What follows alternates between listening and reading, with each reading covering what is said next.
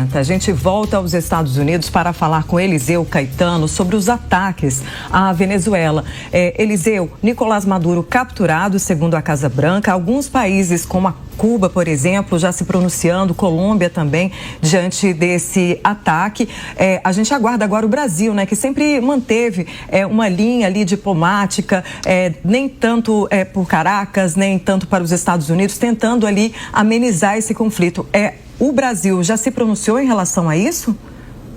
Ainda não, Patrícia. Há uma grande expectativa de que o Palácio do Planalto, através da SECOM, da Secretaria de Comunicação Social, emita uma nota já nas primeiras horas da manhã deste sábado, com as falas oficiais do presidente da República, Luiz Inácio Lula da Silva. Também há uma grande expectativa por parte, principalmente, da comunidade internacional, para que agentes políticos brasileiros de influência internacional também se posicionem sobre essa situação que acontece nesse momento lá na Venezuela. Eu peço desculpas para o nosso ouvinte, telespectador, principalmente para o internauta que acompanha a gente por imagem. Por que eu estou olhando para baixo? Porque eu estou literalmente conversando com colegas jornalistas lá na Venezuela, com fontes nossas na Casa Branca e também no Pentágono para pegar informações. Eu acabei de pegar uma nota atualizada de Gustavo Petro, presidente da Colômbia. De acordo com Gustavo Petro, ele fez uma lista de locais que foram atacados pelos Estados Unidos na Venezuela. Vamos lá então, informação de Gustavo Petro, presidente colombiano, sobre os locais de ataque.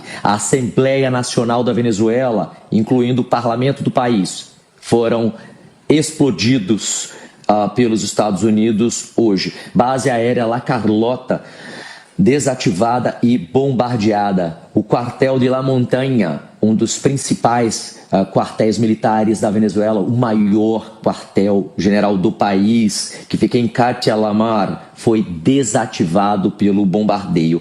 O Palácio Legislativo Federal, que fica localizado na capital Caracas, bombardeado. Forte Tiuna também foi bombardeado, um forte militar feito para proteger a Venezuela de invasões por mar. Esse forte foi bombardeado. O aeroporto de El Hatillo também foi atacado. Vale lembrar que esse não é um aeroporto internacional de Caracas, é um aeroporto privado, mas que fica a poucos quilômetros, e literalmente poucos quilômetros, do aeroporto internacional de Caracas, que nesse momento está fechado, como não poderia deixar de ser, tanto para pousos quanto para decolagens, por motivos de segurança, por motivos óbvios. Vale lembrar que o espaço aéreo venezuelano já estava fechado pelo governo dos Estados Unidos há pelo menos um mês. Pelo menos havia um pedido oficial de Donald Trump. Esse pedido foi reafirmado, confirmado pela Associação Federal de Aviação Internacional, e aí as grandes companhias aéreas já estavam evitando transitar lá. Inclusive isso rendeu uma discussão entre Nicolás Maduro e diversas companhias, inclusive a Latam do Brasil, que perdeu a licença de operar na Venezuela porque parou de operar lá antes, atendendo a esse alerta do governo dos Estados Unidos. 7 operadoras internacionais de voo tiveram as suas credenciais retiradas pelo governo de Nicolás Maduro, mas muitas outras continuaram operando e hoje, obviamente, não estão realizando voos. Então o aeroporto internacional de Caracas está fechado, aparentemente, a princípio não foi bombardeado. A base aérea número 3, que é uma base aérea só de F-16, de caças russos em Barquisimeto, também foi bombardeada, segundo Gustavo Petro, presidente da Colômbia. Um outro aeroporto privado em Caracas, Charavali, foi também bombardeado.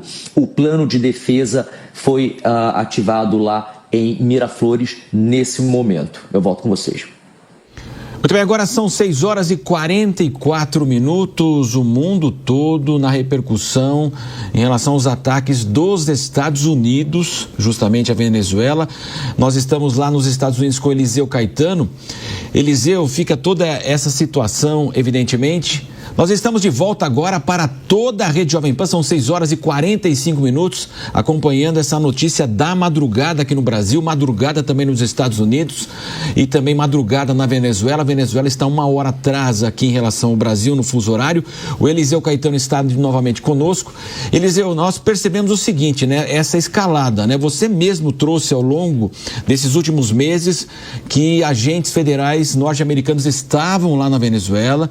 Esse ataque, como você vai contando, são bases militares, ou seja, é um ataque muito estratégico, né? Em relação a forças militares locais aí das Forças Armadas da Venezuela. E, inclusive, você já trouxe aqui essa informação, Nicolás Maduro foi, então, ele deixou a Venezuela, ele foi capturado, Eliseu. Eu queria que você fizesse, então, para quem está chegando agora na nossa programação, então você fizesse um balanço de tudo que aconteceu na madrugada, e você está na madrugada 2 horas atrás aí na Flórida. Exatamente, Matos, 4 horas da manhã com 45 minutos, neste momento aqui na costa leste do país. A gente fala ao vivo, direto dos Estados Unidos, no sul da Flórida, nesse momento 11 graus Celsius, aliás, é daqui do sul da Flórida, a poucos quilômetros de onde estamos, que Donald Trump também segue acordado durante toda essa noite e madrugada de sábado, e foi dele a ordem direta para que os Estados Unidos atacassem a Venezuela. Ele estaria acompanhado na mansão dele em Mar-a-Lago por Marco Rubio, secretário de Estado, o chanceler maior dos Estados Unidos. Eu vou fazer esse balanço, Matos, mas antes, deixa eu só trazer uma atualização. A FAA, que é a Federação de Aviação Civil aqui dos Estados Unidos, acabou de se pronunciar a respeito do ataque americano contra a Venezuela e proibiu voos comerciais dos Estados Unidos no espaço aéreo venezuelano devido a, abre aspas, atividade militar em curso, fecha aspas, ou seja, confirmando que os ataques ainda continuam neste momento, enquanto falamos aqui ao vivo. Várias explosões seguem sendo ouvidas neste momento na capital Caracas. O Pentágono e a Casa Branca ainda não responderam os nossos pedidos de comentário. Eu estou aqui, estou com o telefone na mão, estou falando com os colegas jornalistas na Casa Branca, com a equipe de Donald Trump. A gente está de olho e em cima desse lance para tentar trazer a informação mais apurada, de momento. Agora, atualizando a você que está chegando agora, sintonizando agora aqui na programação da Jovem Pan, os Estados Unidos da América realizaram com sucesso, segundo uma nota divulgada agora há pouco pelo presidente Donald Trump, um ataque de grande escala contra a Venezuela, e o líder do país, Nicolás Maduro, que foi capturado junto com a esposa dele e retirado da Venezuela, retirado do país por via aérea. Essa operação, segundo Donald Trump, foi realizada em conjunto com as forças de segurança daqui dos Estados Unidos, e mais detalhes serão divulgados logo mais, a partir das 2 horas da tarde, pelo horário de Brasília. Donald Trump vai conceder uma entrevista à imprensa dos Estados Unidos, fazendo um pronunciamento antes oficial à nação. Portanto, os Estados Unidos devem parar, boa parte do mundo também, para acompanhar a fala de Donald Trump e os motivos que levaram a esse ataque e, claro, aonde está Nicolás Maduro, para onde ele e a sua família foram levados, o que vai acontecer neste momento com a Venezuela. Algumas autoridades americanas já estão usando suas redes sociais para se posicionar, como, por exemplo, Maria Elvira Salazar, congressista americana, que acabou de postar "Viva o povo glorioso da Venezuela", ou seja, no início da manhã, e bem nisso mesmo, nesse momento, 4 horas da manhã com 49 minutos, aqui o dia nem amanheceu, ainda está escuro, já temos aí falas de autoridades. O ministro da Defesa da Venezuela, o Vladimir Padrino Lopes, teve a sua casa atacada, bombardeada, e de acordo com fontes na Venezuela, não se sabe o paradeiro dele, não se sabe se ele estava dentro da casa e, portanto, pode ter morrido nesse ataque, ou se ele conseguiu ser retirado ou fugir a tempo antes do bombardeio. Ele está incomunicável nesse momento. Então a Venezuela perde o seu presidente nesse momento, que foi evacuado à força do país pelos Estados Unidos, e o seu segundo nome mais importante, o ministro da Defesa, ele está incomunicável, ou seja, é um país à deriva digamos assim, solto. E por esse motivo, as redes de TV lá na Venezuela já começam a mostrar nesse momento. Eu acompanho uma repórter ao vivo, direto da capital Caracas, ela mostra a rua do condomínio onde ela está vazia, mas ela reforça que ela está dentro de um condomínio, mas ela relata que nas ruas da capital Caracas já há brigas de gangues, briga envolvendo milícias. Vale a gente ressaltar que o presidente, o líder do regime venezuelano, Nicolás Maduro, há cerca de 3 meses começou a armar a população civil. Ele liberou armas gratuitamente, ofereceu treinamento para cidadão comum, isso envolvendo idoso, adultos, mulheres, crianças, até crianças receberam armas e treinamentos para se defender de uma possível invasão americana. Só que desde o início de toda essa situação, de todo esse imbróglio envolvendo Venezuela e Estados Unidos, o que a gente também viu foi que havia dissidentes. O que é isso? Eram e são, né, um grupo de pessoas, de venezuelanos, que são contra o governo, que são contra o regime de Nicolás Maduro. Então, nesse momento, já há uma guerra, digamos assim, de facções nas ruas da Venezuela, né? É o povo lutando contra o próprio povo dentro do próprio país por conta de seus ideais. Enquanto isso, os Estados Unidos seguem bombardeando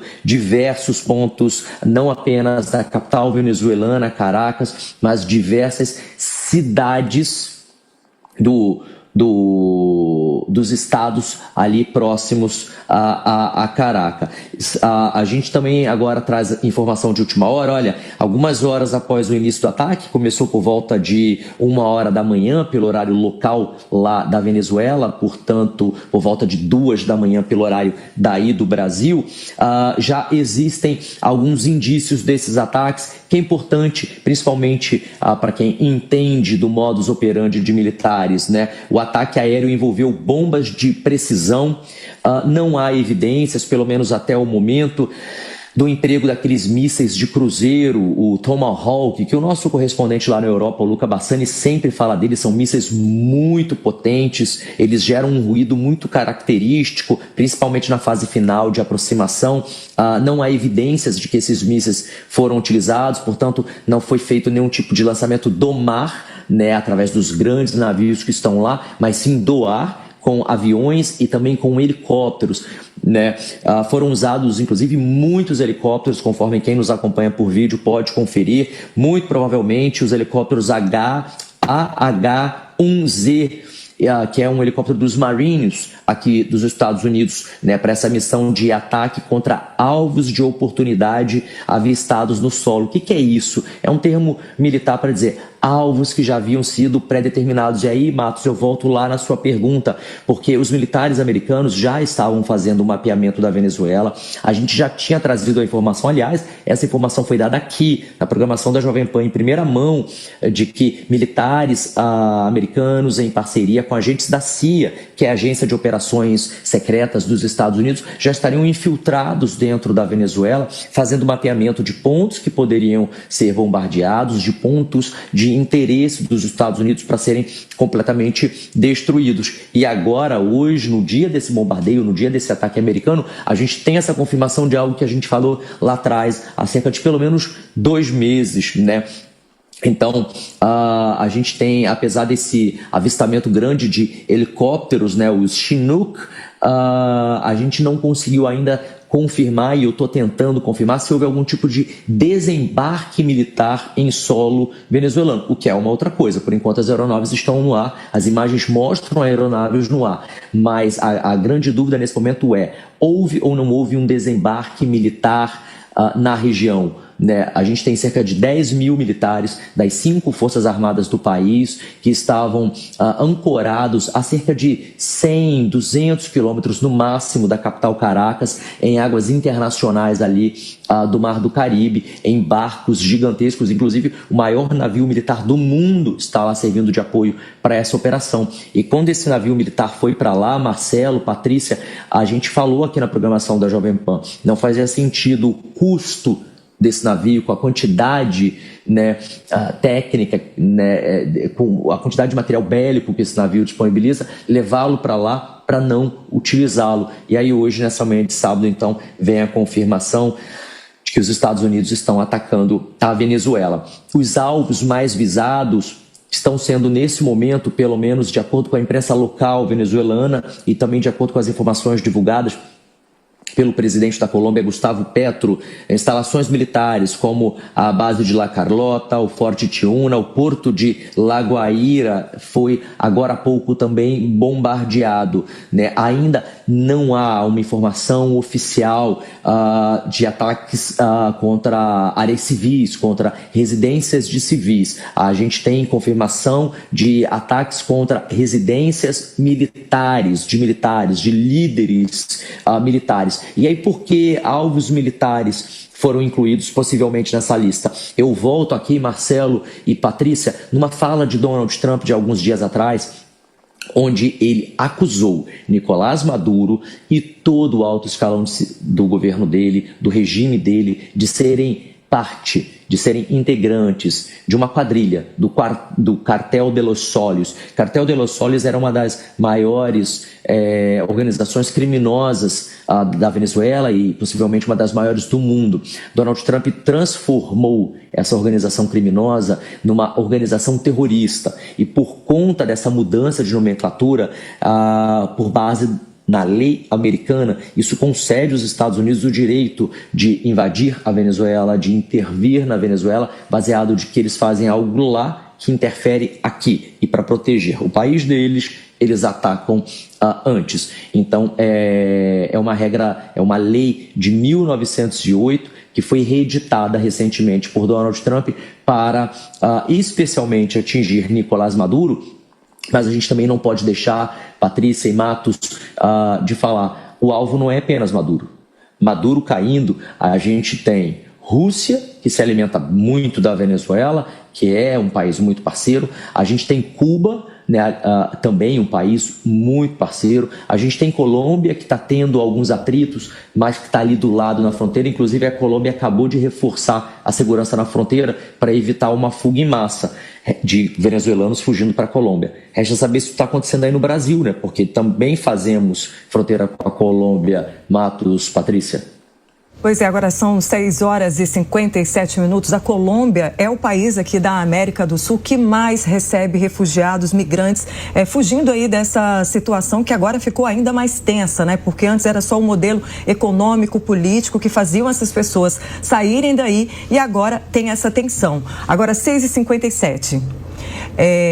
Eliseu, a gente continua com você aí nos Estados Unidos, atualizando a gente com essas informações desse ataque contra a Venezuela. E agora resta saber o que vai acontecer de fato politicamente com já Maduro preso, né? A Maria Corina, por exemplo, que seria, né, a vitoriosa aí nas últimas eleições, acabou sendo presa, depois levou o Nobel da Paz.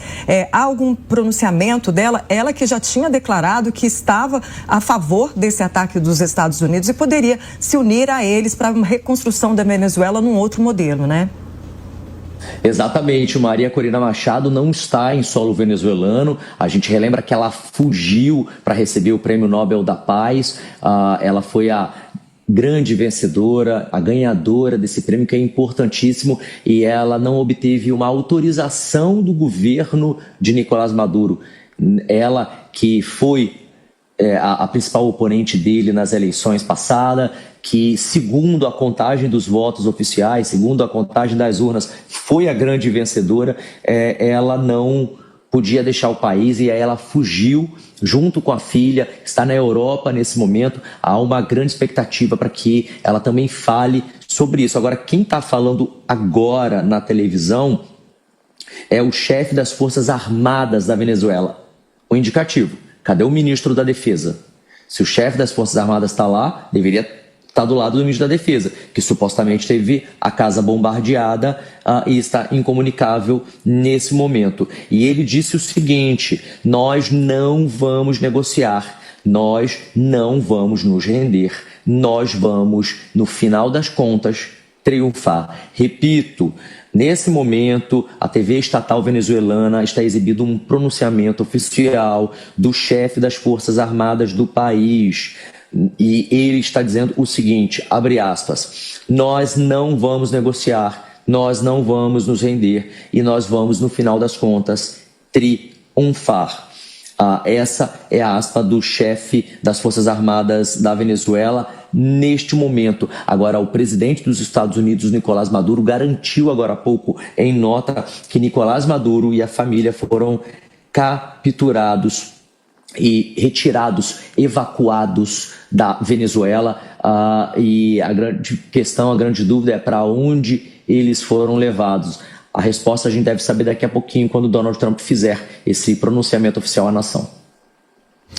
Muito bem, nós estamos acompanhando todos os desdobramentos, então, desse ataque dos Estados Unidos à Venezuela. O Eliseu Caetano, desde o início da madrugada, ele está 2 horas lá, portanto, atrás em relação ao horário brasileiro. E nós vamos agora, Eliseu, só um momento, nós vamos voltar agora para toda a rede Jovem Pan. Toda a nossa rede, agora são 7 horas da manhã e nós continuamos com a repercussão, então, do ataque dos Estados Unidos à Venezuela. Eliseu, evidentemente que nós tínhamos esse agravamento da situação, mas nesta semana até Maduro se mostrou aberto ao diálogo com Donald Trump, até de imigração, a questão das drogas e, sobretudo, né, dessa utilização das reservas de petróleo. Com esse ataque muda tudo e a gente pode observar, você já falou, reações vão acontecer. Um aliado histórico, não é a Rússia, e nós temos aí, portanto, toda essa questão que envolve também a repercussão mundial desse atentado. Tudo, e conforme palavras de Marco Rubio, secretário de Estado norte-americano, se a Venezuela cai, Cuba cai e todos esses regimes ditatoriais que ainda existem caem juntos a reboque, viu? Matos, antes de eu ir para essa notícia, deixa eu só trazer uma informação de que está rolando uma transmissão agora ao vivo, como eu falei, na TV estatal venezuelana, a VTV, né? E eles estão confirmando os ataques em pelo menos 4 estados do país. E por conta disso, o chefe das Forças Armadas da Venezuela acabou de ativar um decreto de comoción exterior, que é equivalente aí no Brasil a um estado de exceção. Ou seja, a Venezuela entra neste momento em estado de exceção. Isso significa que os seus moradores, os seus cidadãos podem lutar por si e lutar pelo seu país se eles assim o quiserem. Agora, voltando a esse assunto, a essa sua pergunta, Matos, eu parafraseei agora uma aspa importante do secretário de Estado aqui dos Estados Unidos. O Marco Rubio, ele é cubano, a família dele, inclusive, parte dela ainda vive em Cuba e ele veio para cá fugindo com os pais, tá aqui desde pequenininho, ele fala inglês, obviamente, muitíssimo bem, mas o que chama a atenção é que o espanhol dele é perfeito, e ele desde o início da carreira política dele, ele é senador pelo estado da Flórida, da onde a gente fala aqui ao vivo. Desde o início da carreira dele, ele é uma voz, ele é um ativista em prol dos direitos dos moradores desses países, como Cuba e Venezuela. Ele tem sido uma espécie de muro, ele é nesse momento o maior entrave para as relações entre Estados Unidos e Brasil. Apesar de Donald Trump e Luiz Inácio Lula da Silva conversarem, falarem, Donald Trump delegou as mãos desse importante chefe de Estado, desse, como é chamado aqui, braço direito do Donald Trump, essas decisões todas. Então, muito provavelmente a decisão de atacar a Venezuela veio dele, a situação do tarifaço, por exemplo, a ideia do tarifaço também partiu dele, do Scott Bessent, e ele está nesse momento, segundo fontes nossas, lá na capital americana, lá na Casa Branca, ele está nesse momento aqui, na Flórida, onde, aliás, é a residência dele permanente, acompanhado de Donald Trump. Ele está ao lado de Donald Trump desde o início dessa operação, que começou por volta de 1h da manhã pelo horário lá da Venezuela, 2h da manhã pelo horário daqui dos Estados Unidos. E ele já falou várias vezes sobre a importância desses regimes, porque eles se autossustentam. Então, por exemplo, a Venezuela ela tem um petróleo, mas ela manda petróleo para a Rússia, ela vende petróleo para a China, ela vende petróleo para Cuba. Todos esses regimes dependem um do outro, é como se fosse um organismo, uma cadeia que se autossustenta. Se um pilar cai, segundo Marco Rubio, todos os outros tendem a cair também. Vamos saber até que ponto isso é verdade e se de fato isso vai acontecer. E claro, a gente precisa adiantar essa situação. Nesse momento, há um ataque. Mas o pós-ataque? Como ficará a Venezuela? Vai haver um governo interino? Uma nova eleição vai ser convocada? A eleição anterior fica válida e quem ganhou lá volta para cá e assume aqui? São perguntas importantes que precisam serem respondidas o quanto antes, até para levar algum tipo de alívio a essa população que já está sofrendo há muitos anos lá na Venezuela. E em contrapartida, já há um posicionamento de governos como Colômbia, como Cuba, a respeito disso. Obviamente a gente fica esperando agora Rússia e China, que são dois grandes, fortes e importantes aliados de Maduro. Com Maduro capturado, como Maduro vai conversar, por exemplo, com o homólogo dele russo? Como que ele vai conversar com o Miguel Díaz de Cuba? Então, o país fica à deriva, não tem quem governe. E aí, os Estados Unidos, já se fala por aqui, aliás, ao longo dos últimos dias, já era uma informação que vinha sendo levantada nos bastidores e discutida sobre um governo de transição que poderia ajudar a Venezuela a se reconstruir politicamente para eles caminharem fora do regime de Nicolás Maduro. Agora resta saber como, repito, China e Rússia vão se posicionar nesse tabuleiro, nesse xadrez, porque elas não estão do lado dos Estados Unidos. Rússia e China estão do lado da Venezuela. E aí você tem Cuba, que não tem um poder bélico grande, mas que depende da Venezuela. E aí se a Venezuela passa a não ter mais contratos comerciais, passa a não ter mais relacionamento, como fica Cuba? Cada vez mais isolada. E essa é uma vontade, com toda certeza, do secretário de Estado norte-americano Marco Rubio.